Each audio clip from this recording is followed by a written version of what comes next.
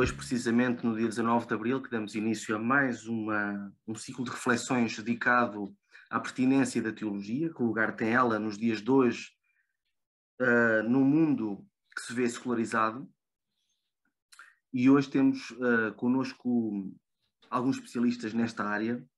Falo claramente do professor Samuel Dimas, que tem ensinado na Universidade Católica nas áreas da filosofia, nas áreas da teologia e tem se dedicado precisamente a estes temas da religião.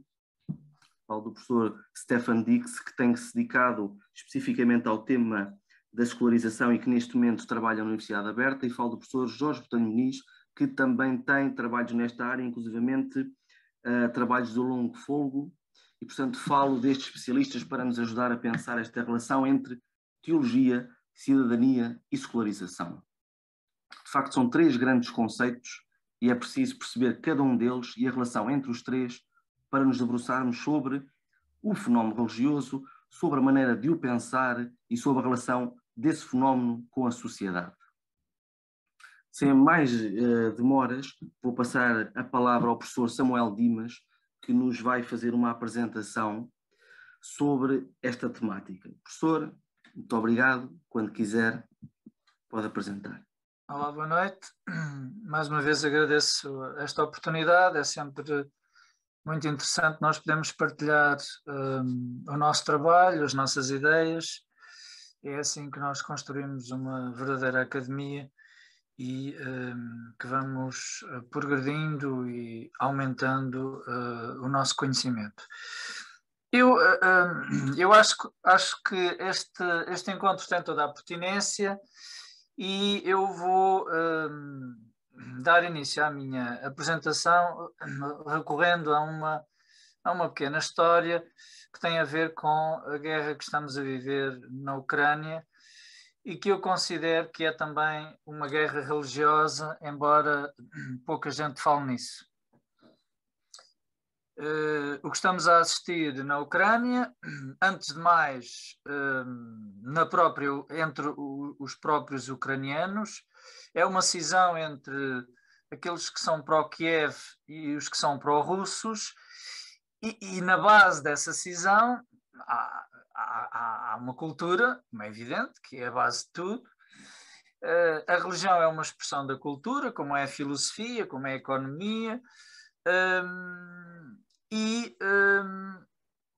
nessa cisão também a religião está presente, com uma cisão entre o patriarca de Kiev e o patriarca de Moscovo. O próprio Putin, de alguma maneira, na sua ideologia, no seu ideário para justificar esta intervenção, acabou por se socorrer, reescrevendo um pouco a história, mas acabou por se socorrer dessa cisão cultural. Mas a história que eu quero contar é aquela que eu ouvi na televisão de uma senhora que saía de uma igreja em Kiev pró-russa, portanto de rito pró-russo, e o jornalista perguntava-lhe o que é que ela achava da situação. Ela respondeu imediatamente que achava lamentável a guerra que está a acontecer, mas que entendia que muitas vezes Deus tinha que atuar desta maneira para fazer uma purificação ou para eliminar o mal e as más intenções do mundo e as coisas menos boas que estavam a acontecer no mundo. Ora, esta resposta é uma resposta que tem a ver com aquilo que é o nosso tema, que é a da secularização. Numa civilização em que o conceito de secularização está bem consolidado, e aqui nós depois vamos ver, num esquema que eu vou apresentar, há que distinguir entre secularização no sentido de fenómeno social, de nome que se atribui a um processo, há que distinguir de secularismo, de secularidade, no sentido de que a secularidade é um dinamismo positivo, benigno, que procura estimular esta separação entre o poder político e o poder religioso, num sentido de uma convivência e de um respeito por todas as expressões culturais e também por todas as expressões religiosas, e o secularismo, que diz mais respeito a esse aspecto associado à expropriação dos bens eclesiásticos e portanto, ora, numa sociedade, que é a nossa sociedade ocidental, em que este significado de secularização já está bem consolidado, para quem assim o entende, a resposta desta senhora surge como absurda. Mas essa é a nossa mundividência. Essa não é a mundividência da maioria daquela população, seja ela pró-Kiev, seja ela pró-Moscovo, e não é a mundividência daquela experiência religiosa. Eu acho mesmo que, neste sentido, a Igreja Ortodoxa estagnou e eu consigo estabelecer aqui uma certa equiparação com não o Islão moderado das universidades francesas, dos intelectuais franceses, mas com o Islão do senso comum, da população, tal como esta senhora era uma crente da Igreja Ortodoxa do senso comum. Eventualmente a religiosidade popular, daquilo que é o entendimento que está interiorizado em relação àquilo que é a experiência do divino e a relação entre o mundano e o divino. Sem perceber o significado da dinâmica benigna de secularidade, de distinção entre o poder de Deus, a ação de Deus e a autonomia do mundo e da existência, nós facilmente associamos estes fenómenos sociais a uma causa divina. E por isso não é de estranhar que a Igreja Ortodoxa se alie a Putin. Às vezes ouço algumas pessoas dizerem que mas não teria outro remédio. Não. Nós conhecemos bem a história e conhecemos... aconteceu connosco não há muito tempo que uma grande parte da Igreja também estava do lado do Salazar a favor da guerra colonial. E, portanto, isto é um fenómeno transversal sempre que a dinâmica de secularidade não é bem entendida. E este encontro tem pertinência ainda por uma outra razão. É que estamos a assistir a um certo retrocesso, espero que seja circunstancial, e com certeza que é, porque a história vive, a dinâmica de desenvolvimento histórico vive momentos de retrocessos pontuais, aqui ou ali, mas também na própria mundividência católica nós assistimos a alguns movimentos radicais e fundamentalistas, posso dizer assim, que de alguma maneira vão perdendo também este sentido da secularidade. Eu já não falo, já nem sequer estou a falar das igrejas luteranas, dos movimentos que elegeram o Trump e o Bolsonaro, mas falo também de algumas fações da Igreja Católica e que no nosso país, por exemplo, já temos algumas expressões também, por exemplo, associando-se à ideologia do André Ventura, ou pensando o divino também dessa maneira, muito um Deus de supermercado, sem perceber em termos teológicos, e daí a pertinência deste encontro, porque perdendo a teologia, que por sua vez inclui a filosofia, as religiões perdem este dinamismo de reconhecimento da autonomia do humano e de valorização do homem, e nesse sentido, se perdermos a teologia, voltamos a um entendimento da relação com o divino que se esbate na indiferenciação e retoma muito daquele que foi o caráter pagão, politeísta,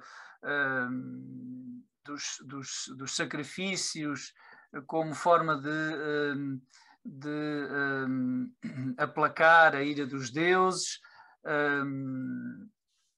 e perdemos a noção de relação com o divino que se dá na interioridade e na espiritualidade. Eu já, a propósito disto, conto uma outra história que é também significativa, mas que é muito importante para a nossa reflexão, e que tem a ver exatamente com isto, que é o não entendimento desta diferenciação ontológica entre o plano divino e o plano humano. Aconteceu já há alguns anos, em 93, penso eu, um primo meu que era acólito na igreja e muito católico, vinha da escola, tinha feito 18 anos há pouco tempo, e vinha na escola numa carrinha 4L, Torres Vedras para Ossares, e em sentido contrário, um Mercedes colidiu com ele e esborrachou num combro, e a mãe que vivia ali perto foi dar com ele naquela situação. E falando com ela, com a minha prima, ela dizia: Samuel, não percebo que mal fiz eu a Deus para que Deus me levasse o Carlos Paulo tão cedo. E não conseguia entender. E eu disse de imediato, não é? Prima, não foi Deus que provocou o acidente e que levou o Carlos Paulo. E ela respondeu-me: sim, eu sei que não foi ele que matou o Carlos Paulo, mas ele permitiu. Ele permitiu que o Carlos Paulo morresse. Ora, voltamos sempre a este problema de não entendermos como é que se dá. Claro que depois há muitas teorias para isto. As mais absurdas, a que eu ouço de forma mais recorrente e por vezes até da boca de teólogos, e que eu considero a mais absurda, é dizer que sim, Deus permitiu porque encontrou aí um sentido para eventualmente ajudar outras pessoas, ou permitir que com esse sinal outras pessoas se elevassem para Deus, nomeadamente reconhecendo que o Carlos Paulo era um rapaz muito bom, e que dessa maneira seria uma forma de contribuir para o aumento da fé das pessoas. Isto faz-me lembrar o Leibniz, quando aplica essa teoria, dizendo que o mal de alguns é necessário para o bem de muitos. E que é muito... esta teoria é posíssima, parem, transpondo isto para a ação política e para a organização social, vejam o significado disto, não é? E portanto, tudo isto, para se compreender toda esta realidade, é preciso um aprofundamento teológico e filosófico, e por isso eu fico com muito medo quando hoje há diversos movimentos de separar a teologia da filosofia, separar a mística da teologia, porque se considera que a teologia é demasiado racional, intelectualista e, portanto, não faz falta para a experiência religiosa e para a experiência da fé. E, portanto, tudo isto me causa muita perplexidade e nesse sentido, acho que muito. Eu preparei, já falei bastante, mas eu não posso deixar de rapidamente partilhar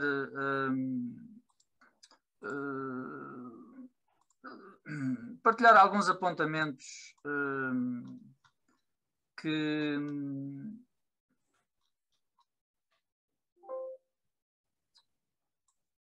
sobre esta temática, a que dei precisamente este título de secularidade e secularismo, e começar por um bocadinho, numa perspectiva histórica, identificar quando é que se deu este recentramento antropológico e que se passou a uma dinâmica de desmitificação e de dessacralização. O Carl Jaspers explica isso muito bem, com o conceito de idade axial, entre 800 e 200 a.C.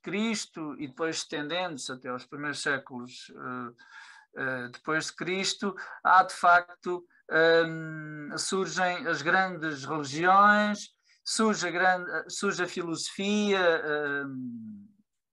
na Grécia, e dessa maneira a experiência religiosa, a vivência religiosa que era dada no mundo sagrado, através das religiões cósmicas e das religiões da natureza, essa experiência passa a ser entendida sobretudo em termos de uma relação de interioridade,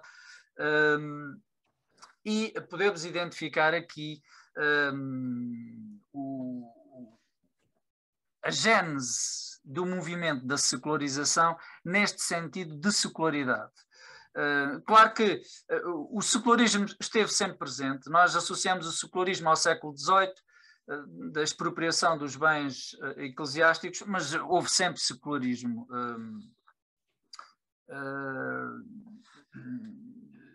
Com outras formas e com outras... Ora, é precisamente na valorização da autonomia do homem, que passa a ser senhor do seu destino, que não está dependente do humor dos deuses, é aqui que se inicia este dinamismo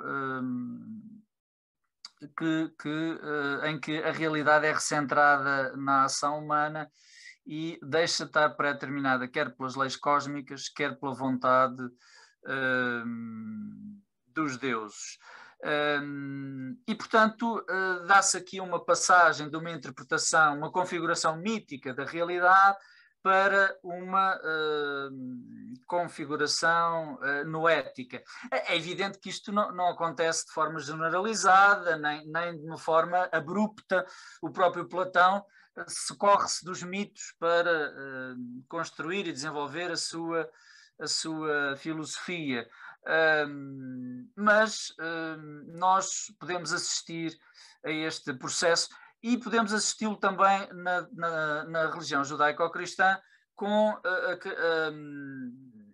a noção de criação.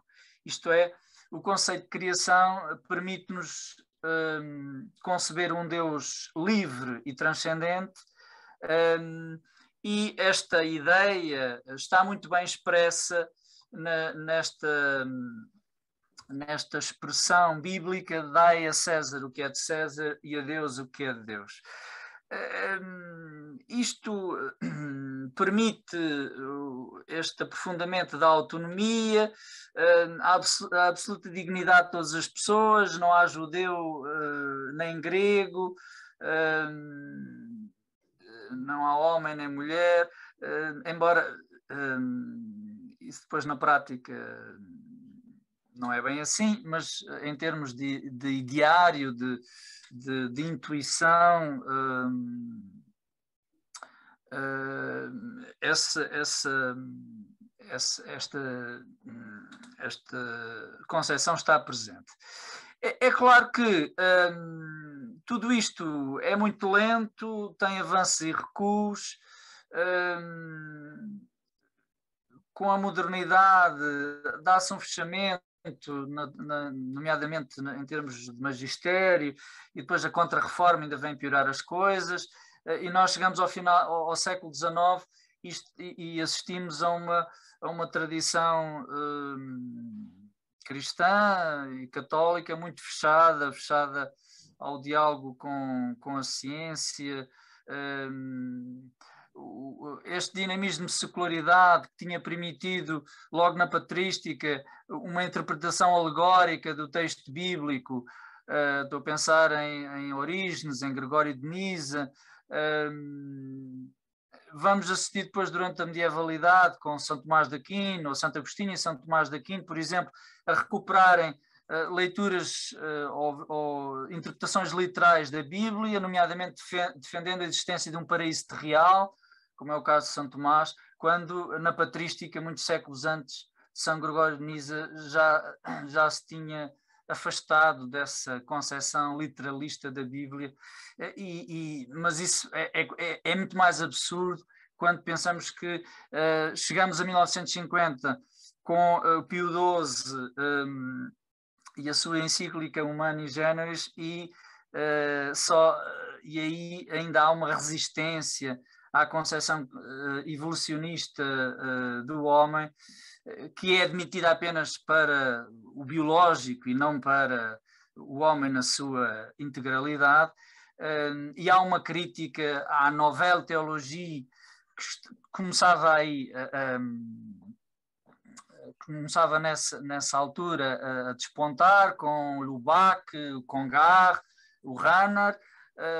Todos eles foram aconselhados a calarem-se. O Lubac obedeceu mesmo, afirmou mesmo que deixaria de fazer teologia em obediência ao magistério,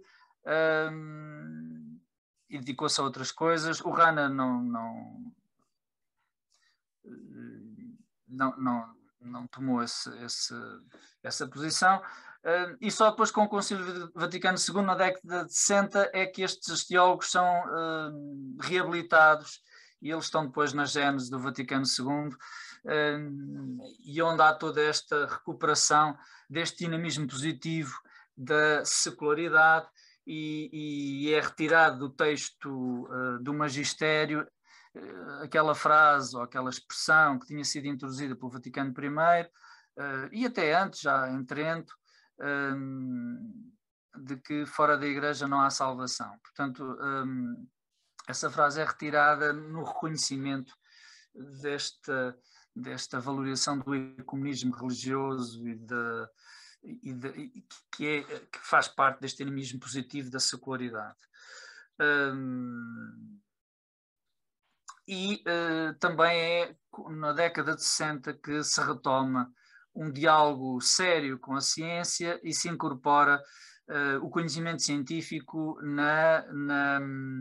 na experiência religiosa. Este é outro problema das sociedades não secularizadas, que é a cisão entre a ciência e a religião, e até o negacionismo. Portanto, reparem, nós assistimos a isso nestes movimentos evangélicos que eu referi há pouco e fundamentalistas ou radicais católicos, em que há uma reação generalizada negativa às teorias científicas, ao conhecimento científico, e aí há um ponto comum com essa mundividência menos aberta ao diálogo com o mundo, e portanto isto é algo que hoje está muito presente. Só rapidamente, outro aspecto importante é perceber que a secularidade permite-nos não pensar no reino de Deus, ou se quisermos, na união com o divino, nessa harmonia plena em termos da imanência, em termos históricos, à maneira do que pensou um bocadinho sob a influência do Joaquim da Flora, não é? A terceira idade, perspectiva milenarista de implementar na história a vida perfeita, a harmonia perfeita entre as criaturas e o Criador. Ora, sempre que isso tentou aplicar na prática, deu asneira, desde a direita à esquerda, os totalitarismos, essa imanentização dos princípios escatológicos. A escatologia perdeu-se durante muitos anos em discursos anacrónicos, e a utopia, as visões utópicas criticaram com razão o discurso escatológico e criaram uma alternativa que não foi melhor, imanentizando e reduzindo ao temporal algo que é da ordem do espiritual. O Eric Voegelin é um autor que trabalha isto muito bem, com os seus textos sobre a gnose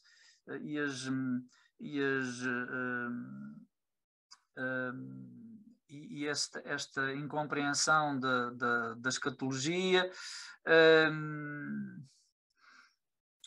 Mas eu vou avançar porque já gastei muito tempo e eu queria chegar aos resumos. Depois posso disponibilizar PowerPoint se for necessário.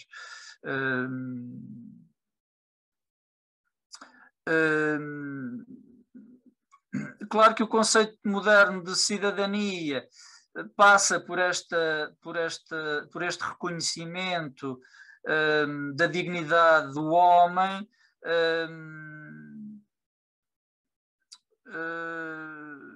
passa pela reação ao absolutismo monárquico, que de alguma maneira se tornou a degeneração dessa realeza virtuosa que falara São Tomás de Aquino. Todo este desenvolvimento está plasmado na Declaração dos Direitos do Homem e do Cidadão, e isto é um mínimo denominador comum, no sentido em que todas as religiões, todos os homens, todas as culturas se podem entender assumindo valores que são transculturais, transnacionais, e portanto sem a assunção, sem a incorporação destes princípios, não é possível o diálogo, nem a convivência, nem o ecumenismo cultural e religioso. Também passa por aqui a possibilidade de se compatibilizar o interesse público com o interesse privado. Um dos problemas da nossa mundividência foi reduzir a religião e a ética, a religião e a ética ao domínio privado. ao ponto de se defender que aquilo que é ético e que é religioso fica da soleira da porta para dentro, e essa cisão entre economia, ética e religião deu as crises que nós também assistimos. Estou a pensar na de 2008 e podíamos falar noutras. Agora, entretanto, já há alguns anos em Inglaterra, mas agora também em Portugal, começaram a surgir os cursos de filosofia, economia e política, exatamente para tentar recuperar este tempo perdido desta cisão que se foi consolidando de forma negativa. Cá está a questão dos bens, os bens transculturais, e portanto esta ideia de que a secularidade é a condição deste exercício da cidadania e da possibilidade de uma convivência pacífica e de valorização da dignidade do homem. Bom, podemos ir a secularização começou por ter este significado num sentido muito estrito, da subtração dos bens, transferência para o Estado dos bens ou instituições que pertenciam à religião, à Igreja, mas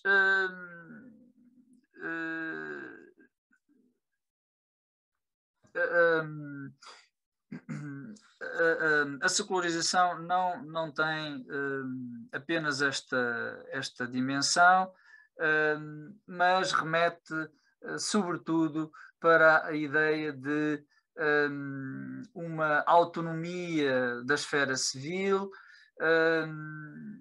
uma emancipação da sociedade desta tutela do sagrado, no sentido de uma indiferenciação entre os poderes. O Voegelin fala também, remete sempre a esta expressão de Lucas, que já citei anteriormente, e a secularidade, o importante aqui é destacar a secularidade como esse processo de autonomia, de distinção entre que os medievais de alguma maneira reconheceram quando a propósito da causalidade falam da intervenção de Deus por via das causas segundas. Nem sempre isso foi... Estas questões depois não chegam, ficam nas elites, ficam umas vezes por incapacidade, outras vezes de forma deliberada. A prática religiosa, a comunicação religiosa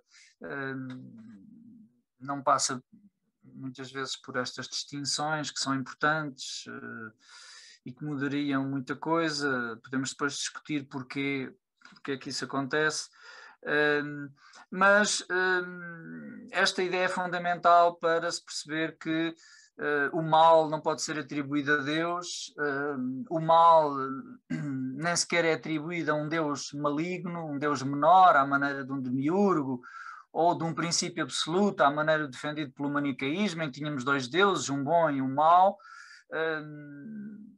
Mas, e Santo Agostinho, bom, todos os grandes doutores da Igreja teorizaram muito bem isso, o mal associado à vontade, ao livre-arbítrio.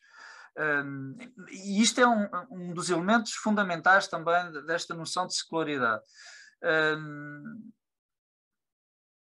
E esta ideia, sobretudo, do homem que é autor do seu próprio destino, não é no sentido de reduzir a realidade, a dinâmica e a metafísica, de reduzi-la à antropologia.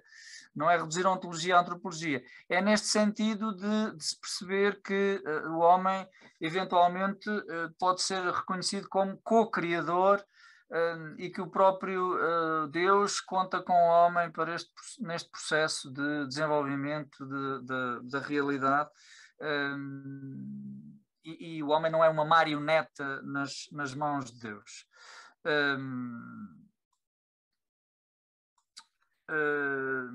Mas não sei se... Vamos acabar. Sim, está bem.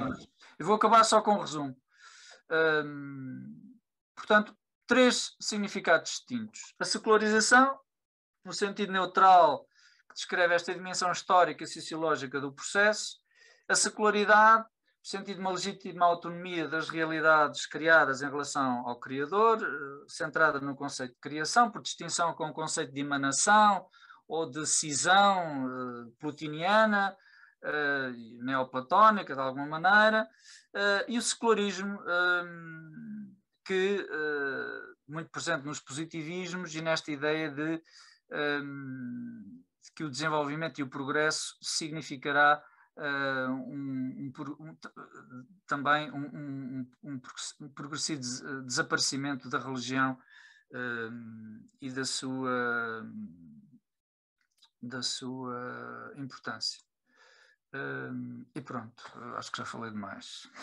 Nada, estávamos aqui a ouvir e com muito agrado, porque fez aqui uma grande recolha e repescar vários autores para ilustrar aquilo que nos queria transmitir. Portanto, muito obrigado, desde já, pela sua comunicação. Eu passo de imediato que é o professor Botelho Muniz,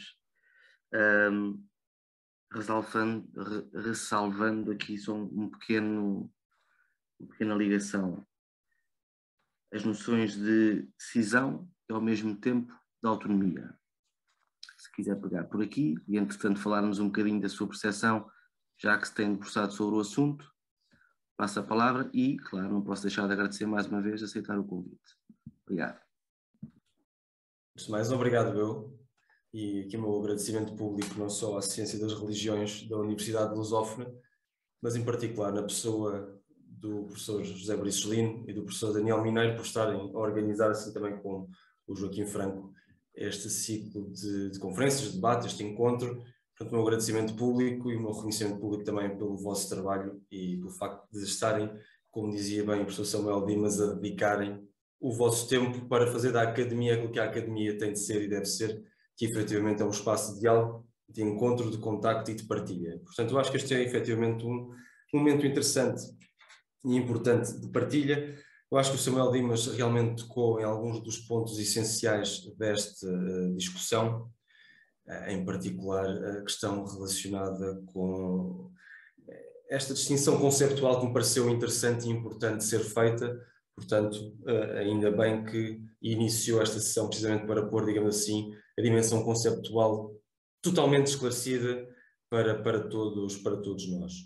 E eu tinha alguns elementos que queria partilhar connosco, também cumprimentando toda a gente que nos está a seguir via Facebook. Mas, efetivamente, as reflexões do professor Samuel Dimas trouxeram-me também a mim questões que eu acho que são interessantes e que eu acho que, de algum modo, também respondem às perguntas que o Daniel me coloca, que tem a ver mais com a questão da autonomização, ou seja, secularização também com uma certa autonomização. E, efetivamente, é-me muito difícil, até porque o tema geral, não do nosso encontro específico de hoje, mas o tema geral deste ciclo de conferências, tem a ver para que serve a teologia em tempos secularizados. E esta é uma questão bastante pertinente pela sua atualidade. Efetivamente, temos muitos elementos que mostram quão desafiante esta relação é, mas que efetivamente também permitem, mais do que só esse elemento de desafio, que permitem, no fundo, perceber onde é que estamos. E onde estamos, efetivamente, quando falamos de secularização, e pegando em alguns autores que dizem que este fenómeno da secularização é uma exceção, e é uma exceção que se aplica essencialmente na Europa, em particular na Europa Ocidental e em particular nos campi universitários. Portanto, nós aqui estaríamos tramados, efetivamente, porque trabalhamos todos na academia, estamos na Europa e estamos na Europa Ocidental, portanto, seria no fundo, e nós estaremos, afinal de contas, no sítio mais secularizado, mais autonomizado no que diz respeito às questões religiosas.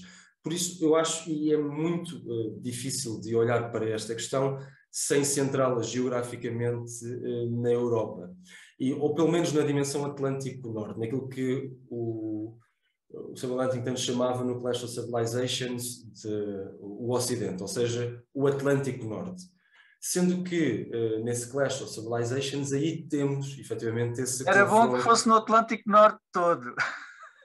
Que não é no Atlântico Norte todo, efetivamente, por isso é que é um conceito, e como qualquer conceito terá as suas fragilidades, mas que pelo menos dá essa dimensão, ou essa conotação, que tem a ver não com o Atlântico Norte todo, mas com esta ideia de Ocidente ligada a esta imagem. Estou a brincar. Sim, mas é bem-vinda à provocação, mas era só para enquadrar este tema num espaço geográfico específico. Eu acho que era necessário, e é necessário entender este conceito essencialmente dentro deste espaço. E, em bom rigor, o que o conceito de secularização dizia dentro desta dimensão processual era uma coisa muito simples, era mais modernidade vai levar a menos religião. Este é um dos elementos essenciais, se não mesmo o axioma principal do que diz respeito às várias teorias da secularização, às suas diferentes teses, como a racionalização, a societalização, a diferenciação funcional, a segurança existencial, ou seja, várias subteses que tentam justificar o porquê de os processos da modernidade irem levar, efetivamente, a esta maior autonomização, como o Daniel estava também a querer colocar e que colocou bem. E, efetivamente, e agora pegando um pouco naquilo que o Samuel acabou por referir e que eu acho que é interessante aqui de dialogar também com a dimensão religiosa da guerra, não é só a dimensão que estamos a viver aos dias de hoje na Europa, não é só necessariamente a dimensão religiosa pela dimensão religiosa, é a sua incompreensão. Ou seja, é a forma como ela é absolutamente ininteligível para a esmagadora maioria das pessoas. Não é uma coisa que seja intuitiva, que seja compreensível, que seja acessível verdadeiramente. E o que nós encontramos efetivamente é uma visão da sinfonia, no sentido de uma harmonia, da sinfonia entre Estado e Igreja, no caso russo, e uma visão que marca muito fortemente, ou que tenta de alguma forma fundamentar uma invasão de um território, que terá com certeza vários outros argumentos, mas que tem este também como um dos argumentos. Pelo menos como um elemento central que permite entender como é que isto foi possível a nível do racional que está por trás, do racional subjacente para esta intervenção.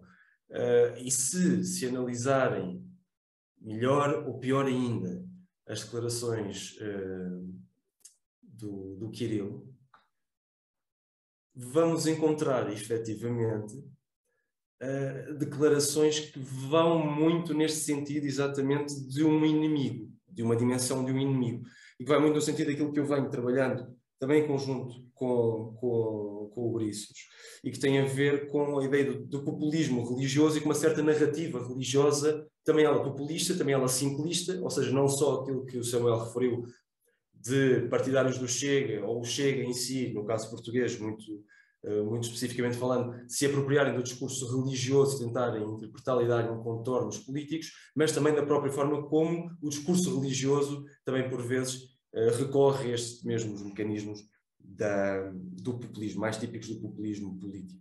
E é aqui em que encontramos, efetivamente, a narrativa da Igreja Ortodoxa Russa, do patriarca Kirill, a referir que esta invasão era necessária não pela perspectiva dos neonazis que existem na Ucrânia, que tinham ali uma dimensão política, mas pelo facto de haver uma imposição da agenda LGBTQ+, aos países da Europa Oriental. E que, por consequência desta ideia de modernidade, de direitos para estas comunidades que não são bem vistas, interpretadas e aceites na Rússia, como se sabe pelos vários relatórios que existem sobre, que esta era também uma missão, no fundo, de defesa cultural. E isto vai muito no sentido daquilo que o Peter Berger, que é um dos principais, ou foi um dos principais sociólogos da religião, da história da sociologia das religiões, provavelmente, pelo menos da contemporânea, dizia no seu último livro, The Many Altars of Modernity, ou seja, os muitos altares, os vários altares da modernidade, em que ele nos dizia que o futuro, e é para aqui que nós estamos a olhar também, o futuro vai ser com muitos altares, religiosos e não religiosos, mas o que ele dizia também é que este mundo mais secularizado, este mundo ocidental, mais uma vez utilizando a expressão de Huntington, secularizado, este mundo secularizado, no fundo, terá dois tipos de reações. Uma delas será uma reação cultural neonativista, verdadeiramente, ou seja, uma recolha para o interior de cada um de nós, de cada Estado, e uma certa oposição àquilo que é contrário. E, por outro lado, um relativismo. Ou seja, uma ideia de balcanização, por um lado, nós e os outros, ou a ideia do relativismo, que é como quem diz, a religião torna-se irrelevante. Ou tem-se a percepção de que ela se torna irrelevante.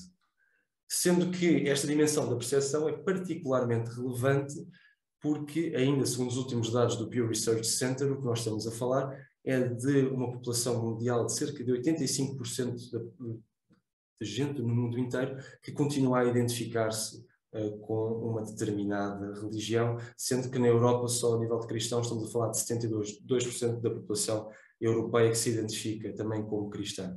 Portanto, este desaparecimento, esta fragmentação da religião, seja ela real ou percepcionada, tem consequências, efetivamente, para a forma também como se pode ver a teologia ou a religião a trabalhar e a funcionar nas sociedades contemporâneas e nas sociedades modernas. Um bom exemplo desta ideia de balcanização tem a ver, por exemplo, com as migrações e a crise migratória de 2014, 2015 em particular, no centro da Europa, e com o facto de alguns Estados europeus terem criado realmente barreiras físicas para impossibilitar a migração e a passagem de alguns migrantes que viriam do norte de África ou que viriam do Médio Oriente, nomeadamente a Eslováquia, nomeadamente a Polónia, nomeadamente a Hungria, coisa que não está a acontecer com a crise migratória de cerca de 4 milhões de pessoas que vêm da Ucrânia neste momento e que estão a entrar em território da União Europeia.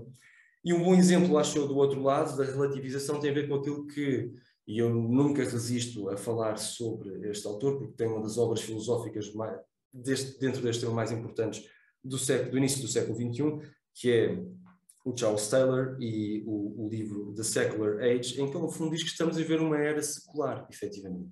Quer ela seja percepcionada ou real, que esta era secular, no fundo, faz com que as referências que nós temos sejam, por defeito, que elas sejam, por defeito, imanentes e não transcendentes, ou seja, associadas a cada um de nós, a nossa individualidade, a nossa corporeidade, mas não transcendentes. Portanto, a dimensão de o indivíduo torna-se mais relevante porque ele corporiza, no fundo, as ansiedades, as inquietações, do que propriamente aquilo que não se conhece, e por defeito todas as decisões que são tomadas nas sociedades contemporâneas ocidentais secularizadas passam a ser também essencialmente referências imanentes, segundo Charles Taylor.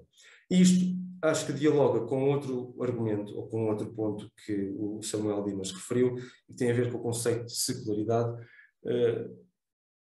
e a Mónica Borrabsar e o Marian Borruchaert e o Stefan Dix conhece provavelmente também o trabalho deles, quanto eu também, sobre a dimensão das culturas de secularidade. Eu tive a oportunidade, felizmente, de trabalhar com eles na Universidade de Leipzig, na Alemanha, sobre este conceito das múltiplas secularidades, em que vai beber verdadeiramente a isso, vai beber verdadeiramente a esta ideia de que nestas sociedades secularizadas, para as quais nós estamos a olhar no geral deste ciclo de conferências, mas em particular na nossa sessão de hoje, existem problemas de referência nas sociedades que são normalmente respondidos com soluções que elas são também elas por defeito seculares.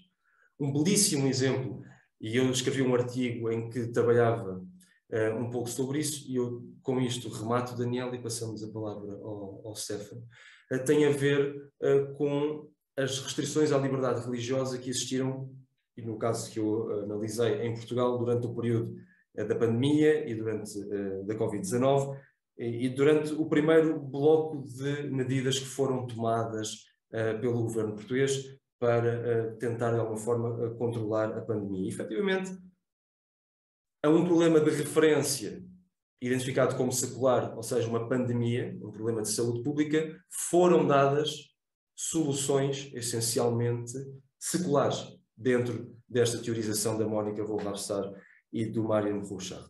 Ou seja, a ideia de separação em vez de congregação, a ideia, novamente, da distância em vez da proximidade, a ideia de uma ciência altamente racional em vez de uma dimensão, como acontecia, por exemplo, nos Estados Unidos, haver também uma necessidade de uma cura na cabeça das pessoas, digamos assim, ou seja, uma forma de bem-estar e das pessoas se salvaguardarem, conseguirem salvaguardar o seu bem-estar e conseguirem comunicar com o seu Deus através de um interlocutor, e de haver drive-thrus de aconselhamento pastoral, etc., como chegou a acontecer nos Estados Unidos da América, coisa que não aconteceu aqui em Portugal, tanto quanto eu sei, e lembrando que os sítios de culto abriram mais ou menos no mesmo período, se não estou em erro, dentro daquela hierarquização que foi feita do desconfinamento, abriram efetivamente, quando abriram também os cabeleireiros, salões de estética, etc, etc. Portanto, assim se percebe também, e depois, naturalmente, das competições desportivas e da existência de gente nas competições desportivas.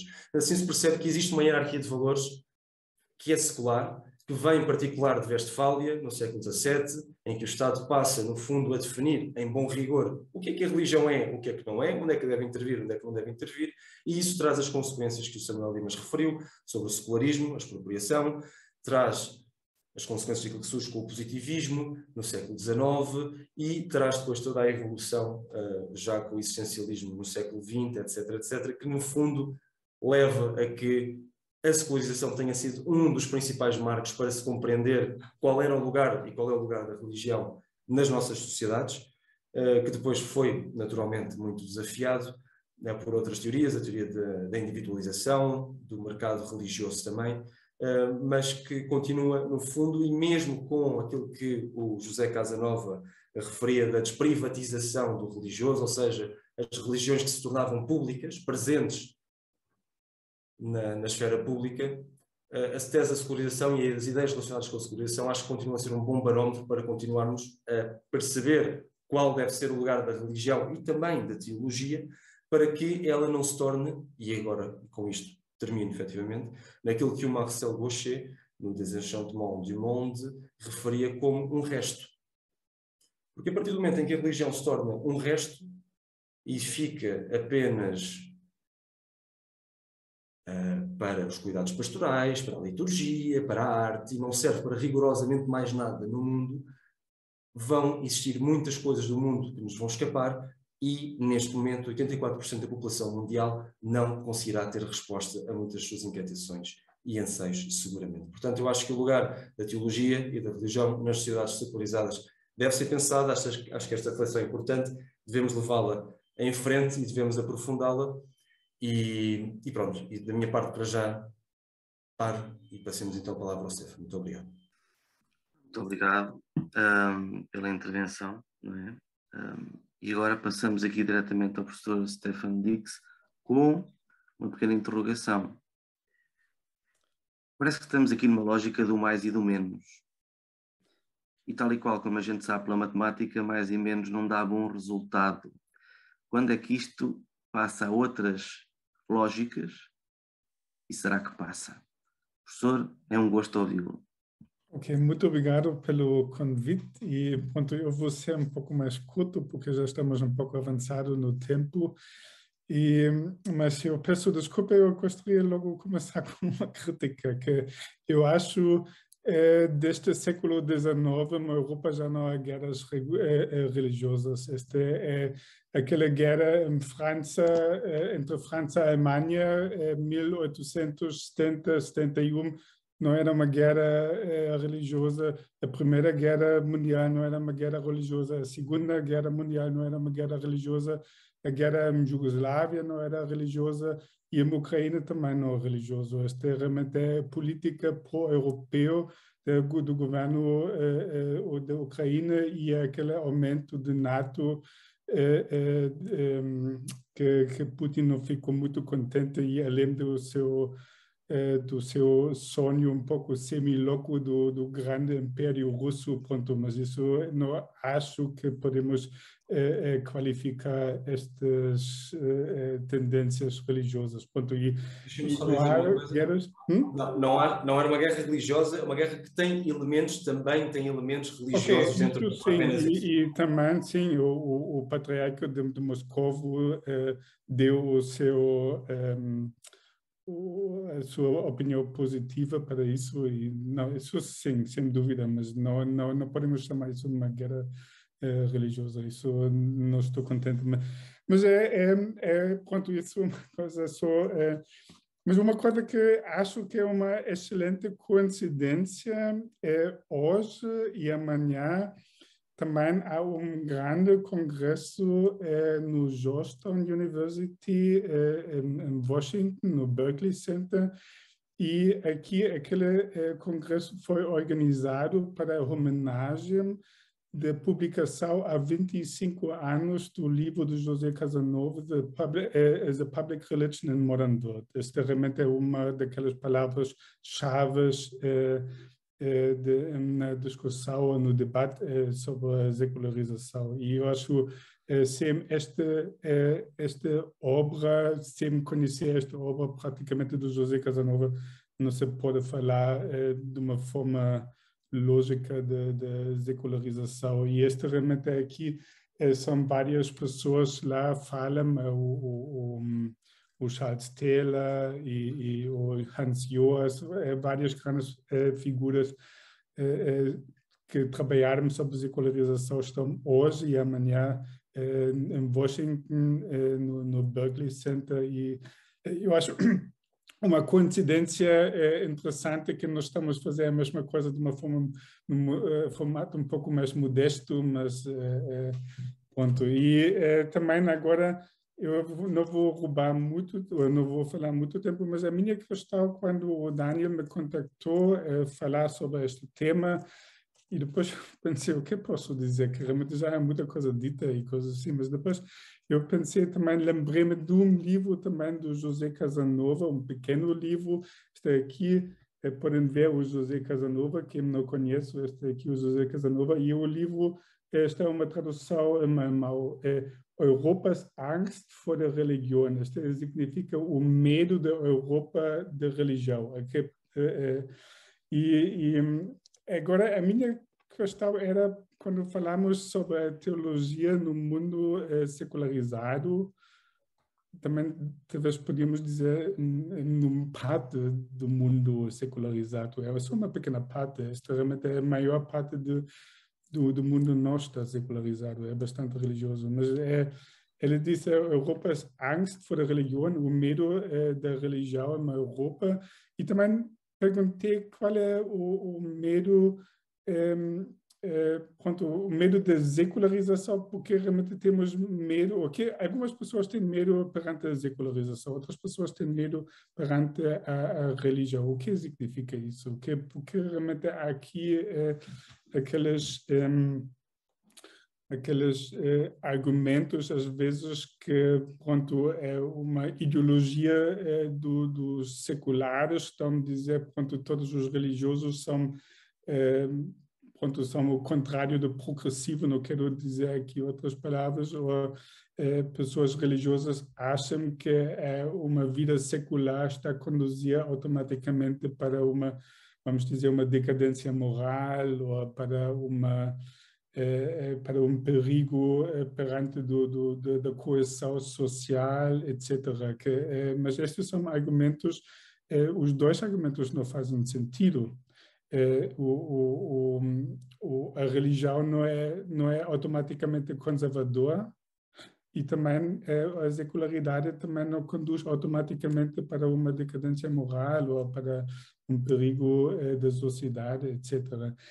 E agora, por que não? E já em 2021, o Jürgen Habermas, o Samuel mostrou isso rapidamente, aquele aquele debate entre Jürgen Habermas e Joseph Ratzinger, mas já antes, em 2001, Jürgen Habermas introduziu aquela expressão de sociedades pós-seculares. O que significa uma sociedade pós-secular? E acho esta aqui uma coisa muito interessante, ao meu ver, onde podemos começar um pouco o nosso debate sobre a teologia em tempos seculares. Mas pronto, eu não acho, eu realmente que seria bem, ou melhor dizer, pós-secular, em tempos pós-seculares. O pós-secular não significa automaticamente a Europa torna-se mais religioso. Esta é também uma interpretação errada que surgiu depois Habermas introduziu. O que significa para, ou como chegou Habermas aquele conceito de uma sociedade pós-secular.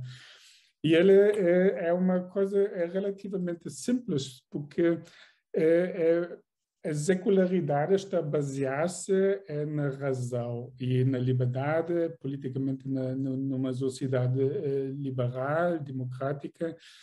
Mas ele disse, se estamos perguntando-nos qual é a origem da razão, vamos aqui ter um problema, porque realmente racionalmente não podemos explicar a origem da razão.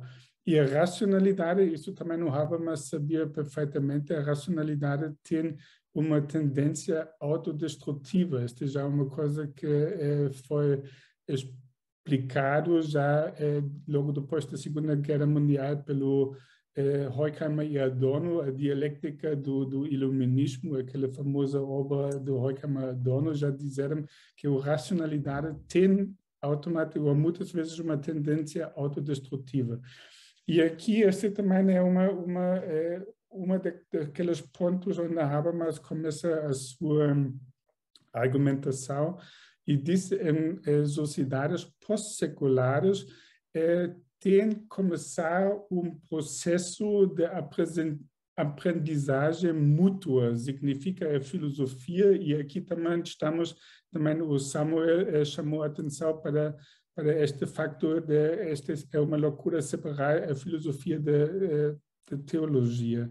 E o Habermas está a dizer isso, fala sobre um processo de aprendizagem secular, complementar, e significa a filosofia também tem aprender coisas de teologia, ou seja, não podemos dizer que a teologia ou a religião é automaticamente de uma forma ou tem uma episteme irracional. Isso Habermas disse que isso não é o caso, mas por outro lado também a teologia também tem de tentar os seus argumentos traduzir numa linguagem secular, para uma pessoa secular também pode perceber. E acho aqui, se queremos saber o papel da teologia nos nossos tempos, eu acho realmente quero talvez evitar tempo secular ou pós-secular nos nossos tempos, devíamos começar com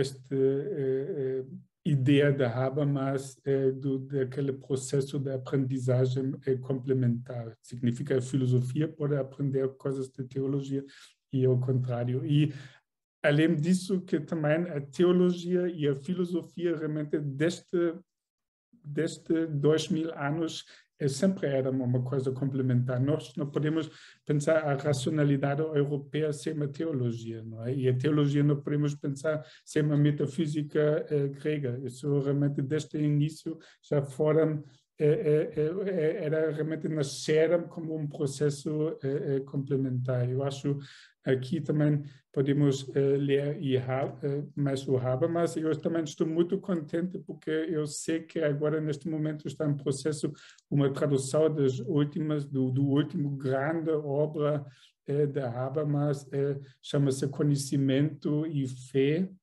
e é uma outra história de filosofia.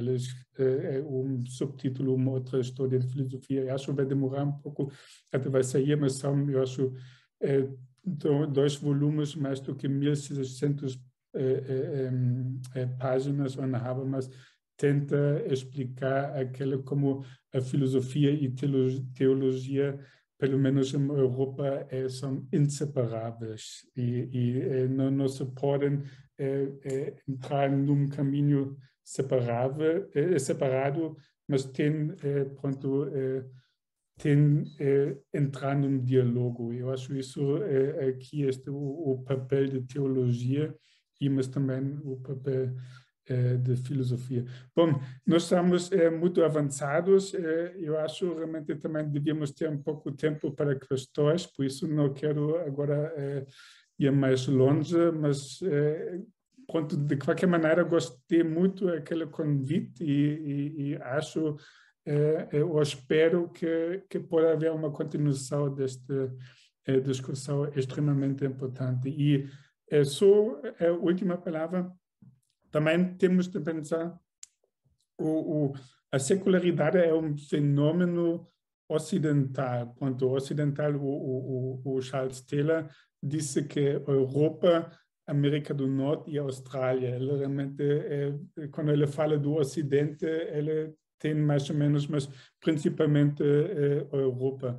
E fora da Europa há muitas pessoas que perguntam-se porque talvez o vosso caminho de secularidade, talvez aqui devíamos criticar isso, talvez isso não está muito correto. Eu acho que também devíamos também tentar às vezes ver de outra perspectiva e pronto, isso é uma coisa fascinante que aprendi aqui de Fernando Pessoa. Ele sempre teve outras perspectivas.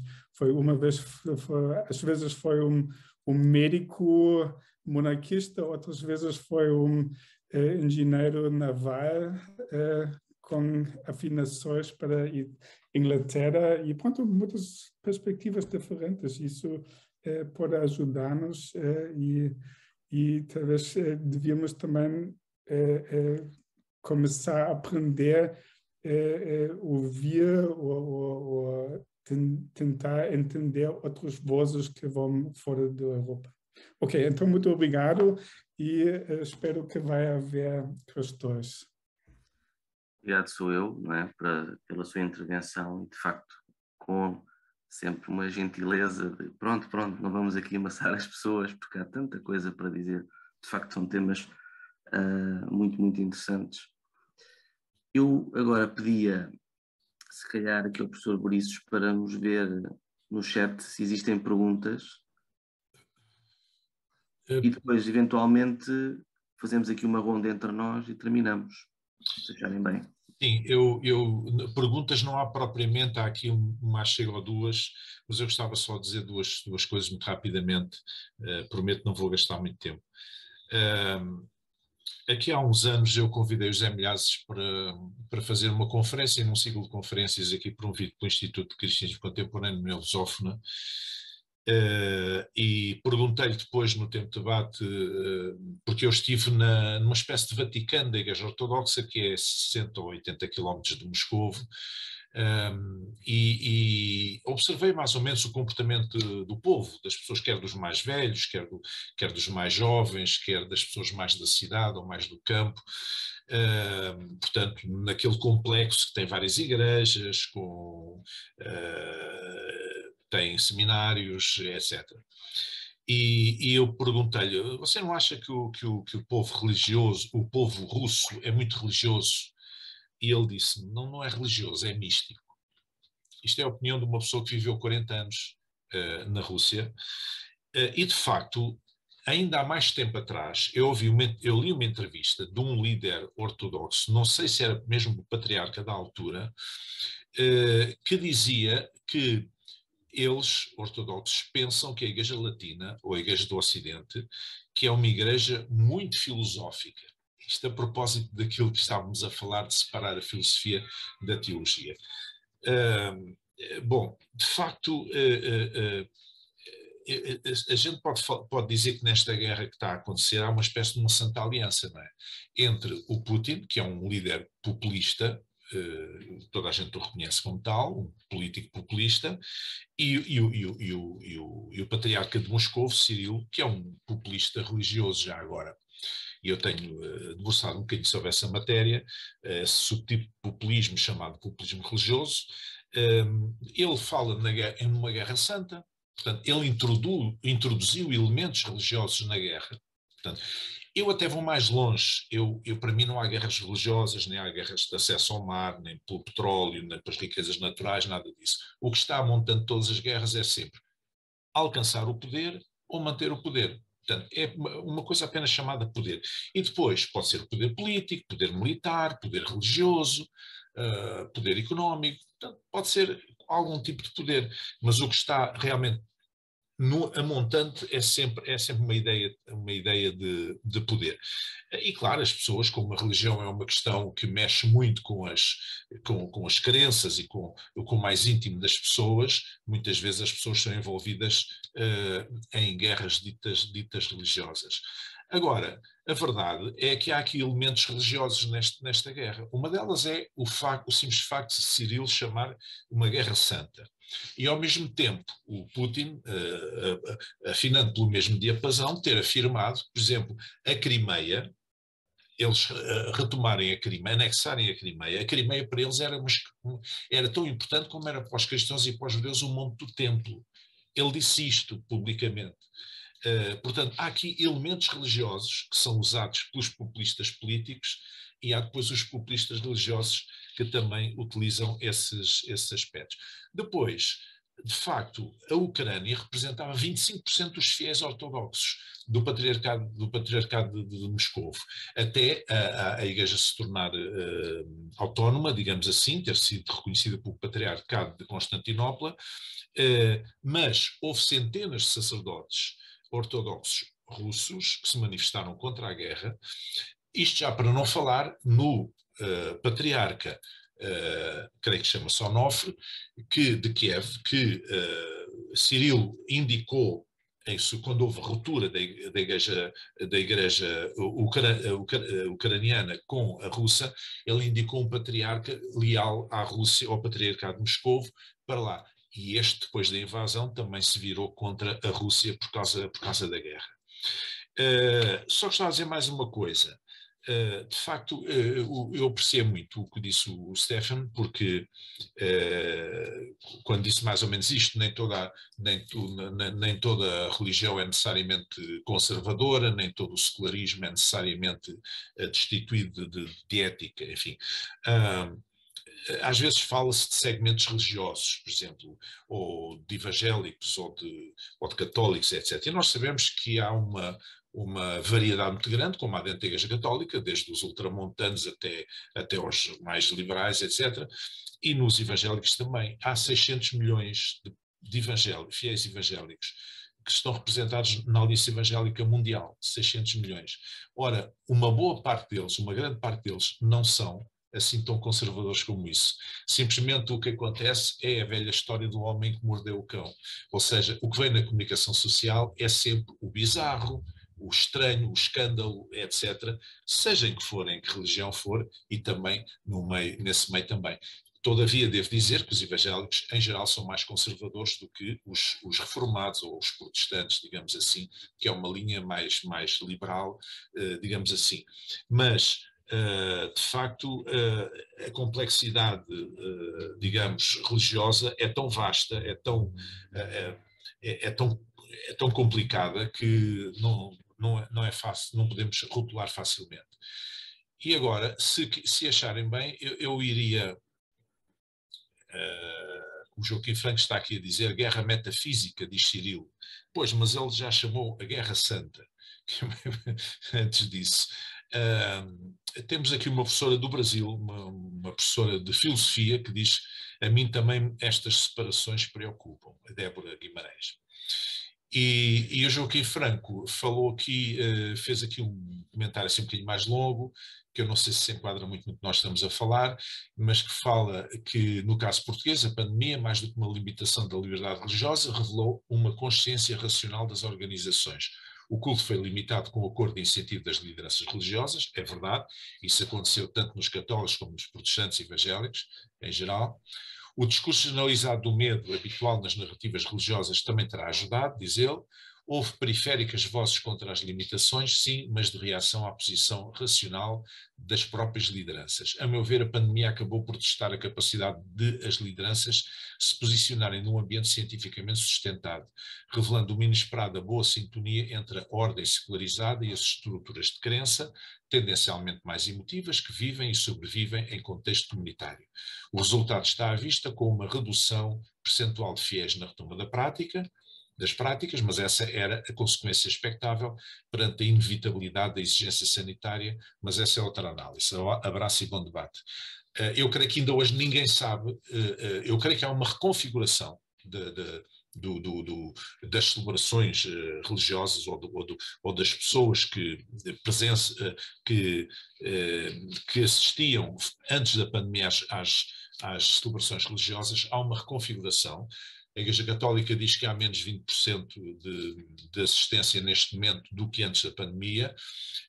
Há estudos, eu conheço um estudo americano e nós próprios na Lusófona fizemos aqui um estudo sobre isso, que dá sinais de mudança, de vários tipos de mudança. Não temos tempo agora para falar sobre isso, e creio que vai haver uma reconfiguração. Mas é verdade isto que o Joaquim diz, o Joaquim Franco, porque de facto houve o Estado, não sei se, creio que o Estado, o Governo não podia impedir as comunidades religiosas de fazer o culto. Portanto, precisa ser uma interferência no campo religioso. Mas as comunidades religiosas tiveram essa atitude de uma maneira geral de elas próprias prescindirem dos cultos presenciais, e daí então passou-se a fazer outro tipo de assistência pastoral também, de celebrações via online, etc. E é aqui que isto começa tudo a mudar e não sabemos ainda, hoje ainda ninguém sabe até onde vai parar. Muito obrigado. Obrigado. Perguntava só se alguém quer dizer alguma coisa antes de terminarmos a nossa sessão e de fazer os agradecimentos e o anúncio da próxima. Não sei se têm alguma coisa para partilhar, para dizer.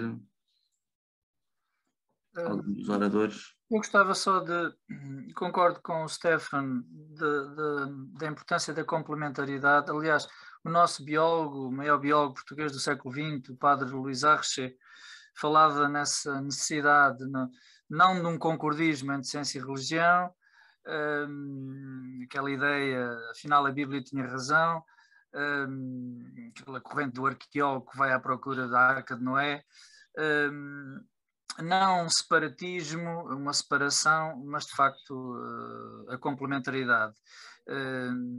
Isso é decisivo. Ele dizia, o padre Luís Arche dizia que a teologia sem a ciência facilmente desliza para a superstição.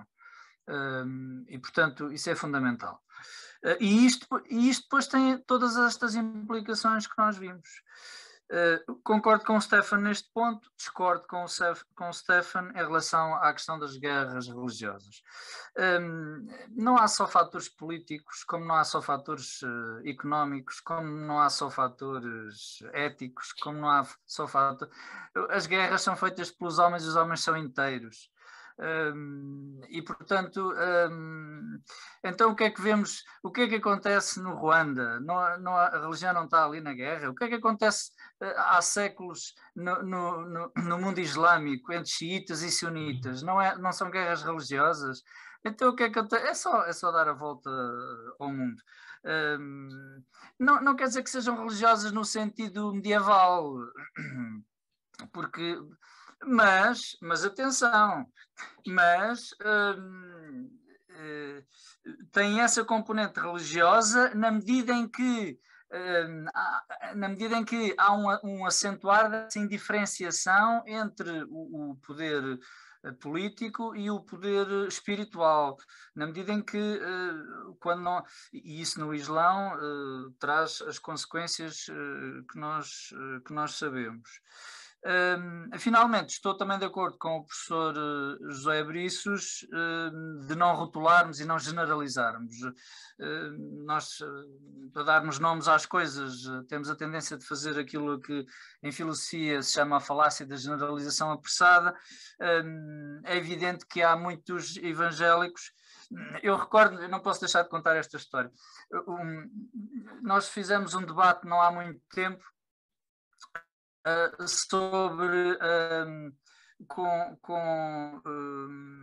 com alguns membros do CITER da Católica, em que participava um evangélico, um doutor de uma igreja evangélica no Brasil, que eu devo confessar que isto era importante, mas eu agora não me consigo lembrar do nome da igreja, mas eu vou só transmitir a ideia. E alguém o interpelou dizendo porque é que nessa igreja continuavam a ter uma visão literal da Bíblia, nomeadamente do relato do Gênesis e de outros textos, e ele, de uma forma muito humilde e um pouco constrangido, explicou que não podiam abdicar dessa visão porque isso iria destruir o próprio fundamento da Igreja, nomeadamente o nome da própria Igreja. E, portanto, isto parece absurdo, mas ainda este debate existe. Não serão todos, mas são muitos milhões. E também no nosso catolicismo isso acontece. Última nota. Em relação ao que o Jorge disse, portanto já falei do Stefan, do José, do Jorge, mais modernidade, mais secularidade leva a menos religião, mais que levar a menos religião, eu acho que não leva a religiões diferentes, leva a uma iliteracia religiosa, e tem levado à emergência de novas expressões religiosas. Estou a pensar, por exemplo, no templo druida pré-cristão, celta, que existe em Reguengos de Monsaraz, de uma prática religiosa animista e, portanto, ainda anterior à religião cristã. Lá está, uma religião, uma expressão religiosa que procura evitar o intelectualismo. E, de facto, o intelectualismo exagerado tem estas reações. Isso também aconteceu na Idade Moderna. Reparem, os esoterismos, na época medieval, os esoterismos quase tinham desaparecido e com a Idade Moderna e o movimento da secularidade regressaram as astrologias, as teosofias, os esoterismos e todas as irracionalidades associadas ao fenómeno religioso, com adivinhação, magia, etc. Portanto, a religião é estrutural, é ontológica da experiência humana e, portanto, ela não desaparece, não há aqui mais nem menos. O Daniel estava a falar em mais e menos. Não há aqui mais nem menos, é diferente. É a minha perspectiva. Se mais alguém tem alguma coisa a dizer, mesmo para terminarmos. Jorge, Stefan.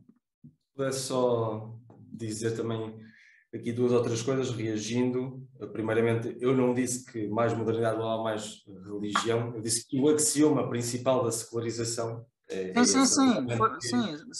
mais, naturalmente, que leva a expressões diferentes, como aliás aquelas que eu tinha sugerido, como as teorias sobre o mercado religioso. Sim, o que eu critiquei foi o axioma. O axioma tem uma interpretação que eu discordo. Nós estamos mais ou menos, foi naquilo que o Samuel Dimas disse, em bom rigor, que tem a ver com esta interpretação histórica hegeliana, ou seja, passámos de uma tese que era a secularização para uma antítese em que, de repente, com a desprivatização do religioso, achava-se que a tese da secularização era uma aberração e que devia... Já foi o Stark que escreveu Secularization, Rest in Peace, portanto, que ela devia falecer, e agora acho que estamos finalmente numa fase de síntese. Acho que é uma fase de síntese, que é esta, na verdade, que nós estamos a discutir e que vai muito ao encontro daquilo que o Stefan disse, e que tem a ver precisamente com esta visão de sociedades pós-seculares, quer se concorde com o conceito ou não. Eu não sou propriamente um excepcional fã do conceito em si, mas daquilo que ele significa agrada-me particularmente, não que isso seja propriamente relevante, mas que tem a ver com este esforço que o Habermas diz, um esforço de tradução que de um lado e do outro tem que existir para que aquilo que é dito do lado do político e do secular seja inteligível, e aquilo que é dito do lado do religioso, do lado das igrejas e das comunidades religiosas, seja também inteligível. No fundo, aquilo que o John Rawls chamava de um consenso por sobreposição, quer se goste ou não, mas no fundo era um pouco esta ideia de procurar encontrar alguns elementos comuns que permitam que o diálogo não seja aquilo que muitas vezes acontece aos dias de hoje, em particular com o populismo, um conversation stopper. Ou seja, para que, a partir do momento em que alguém fala sobre religião no espaço público, seja um conversation stopper para quem não é religioso ou para quem acha simplesmente que a religião deve ser simplesmente, lá está, um resto que deve ficar na esfera privada e pouco mais. Por isso é que eu acho que, não necessariamente pelo conceito em si, mas por aquilo que ele significa, este esforço de tradução, de diálogo, eventualmente de consenso por sobreposição, é útil para se entenderem as guerras, quer sejam religiosas ou com elementos religiosos, para nos entendermos mais e melhor no espaço público e na esfera pública em particular, e para que este diálogo, neste contexto específico e particular sobre o qual estamos a falar, faça sentido. É só mesmo dentro deste conceito de sociedades pós-seculares é que ele efetivamente pode fazer sentido, para estarmos aqui a dialogar. Quanto ao Joaquim Franco, eu respondi já no chat sobre a questão daquilo que eu chamei de autossecularidade, que foi aquilo que me pareceu na análise que fiz e no artigo que publiquei, que as igrejas e comunidades religiosas fizeram a si próprias, com as consequências que para já são muito preliminares, mas com as consequências que para já estão já à vista. Portanto, também dei uma reação ao Joaquim Franco no chat. Pronto, como estamos em cima da nossa hora, vou fazer para já o anúncio de que na próxima semana vamos continuar com o nosso ciclo de reflexões teológicas. Portanto, o dia 26 de abril terá o tema Pastoral no Mundo Laicizado. Teremos novamente especialistas a falar-nos sobre este tema e com certeza será tão proveitoso quanto o dia de hoje e a reflexão de hoje.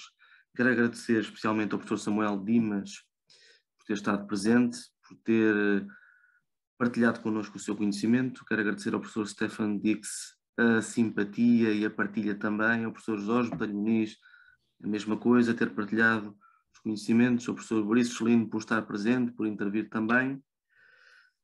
Marcamos encontro então para a próxima terça-feira, às 9 horas, com transmissão no Facebook da Ciência das Religiões. A todos, o meu muito obrigado e até muito breve. Uma boa noite, muito obrigado. Boa noite. Deus, boa noite. Boa noite, obrigado. Boa noite.